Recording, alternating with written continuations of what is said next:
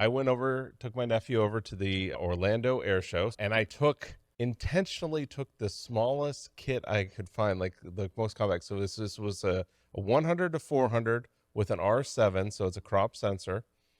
And all in, I was at 2.5 pounds, right? That's really light. 2.5 pounds. And then all in price, max retail price, less than $19.99 for this package.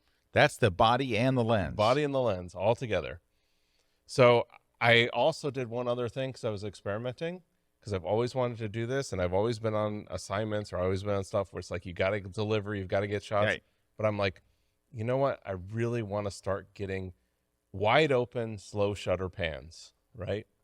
So I started experimenting with that, threw on an ND filter, and started getting these really slow shutter pan shots, which very difficult to do, but with a 2.5 pound camera, it was much easier to do. So got shots like this where you're getting it like very blurred out in the background, a lot of motion to it.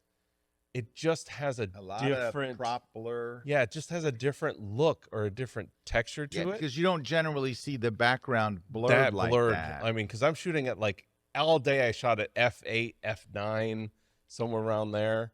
It just gave the clouds a different look. They don't have that like sharpness to them. They got like that diffuseness to them.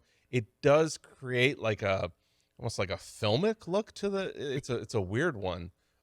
Again, just never, I've tried a little bit of this, but it was interesting having a variable ND where I could just dial in the different exposures.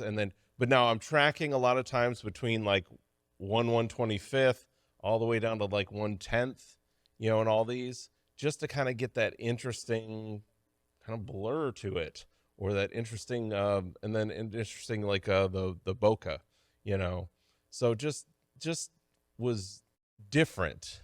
I still want to work on this a little harder, but it's a good first start for that, and to be able to shoot all day long and not be tired. Of holding up a heavy lens. It was actually very enjoyable to shoot. It just felt I don't know. I shoot the 150 to 600 Tamron. I never feel like it's too heavy. I know, but it's just like, well, I know. This was because my nephew has the same lens. Right. It was less than half the weight. Right. That's nice. That is certainly nice. This is the first time I actually felt like, okay, my mirrorless kit is nicer. So all this to say, get through the images. That was really the shot of the day.